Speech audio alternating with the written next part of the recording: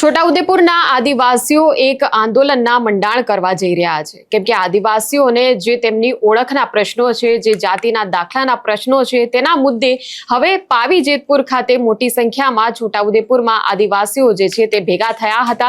ત્યારે આ જાતિના દાખલા બાબતે તેમનો જે એક સળગતો પ્રશ્ન છે એ છે વિશ્લેષણ સમિતિ પાસે ખરાઈ કરાવવાનો, અને જો આ બાબતે અન્યાય થાય તો આખો આદિવાસી સમાજ જે છે એક અલગ જ આંદોલન જે છે તેના મંડાણ કરી શકે છે। શું છે આખો મુદ્દો જાણીશું આ વિડીયોમાં। નમસ્કાર, નિર્ભય ન્યૂઝમાં આપની સાથે હું મયુરી।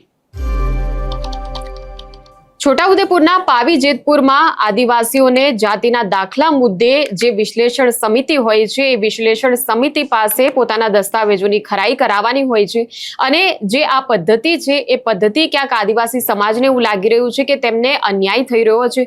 ત્યારે આ અન્યાય જે છે તેની સામે ક્યાંક સરકાર સામે રજૂઆત કરવા માટે પ્રતિક આંદોલનની શરૂઆત જે છે તે કરવામાં આવી છે।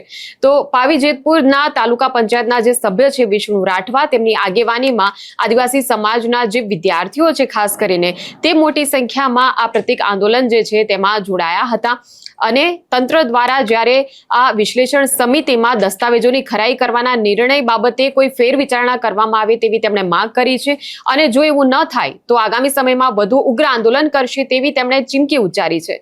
વિષ્ણુ રાઠવાએ શું કહ્યું છે આ મામલે તે જોઈ લઈએ।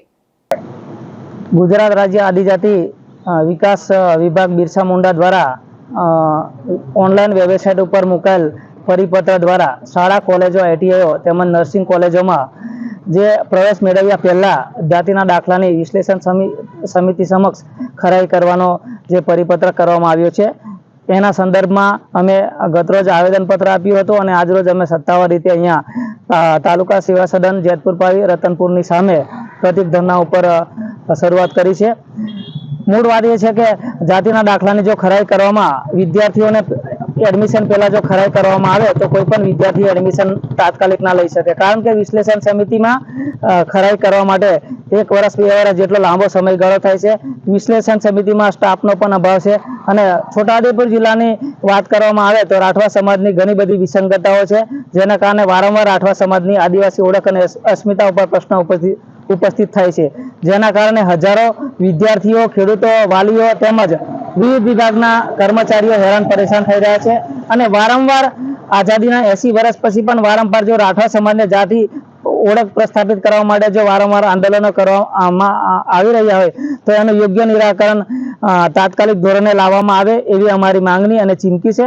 સાથે સાથે અમે આ આંદોલન જ્યાં સુધી યોગ્ય અમને નિરાકરણ ન્યાય ના મળે ત્યાં સુધી ચાલુ રાખીશું।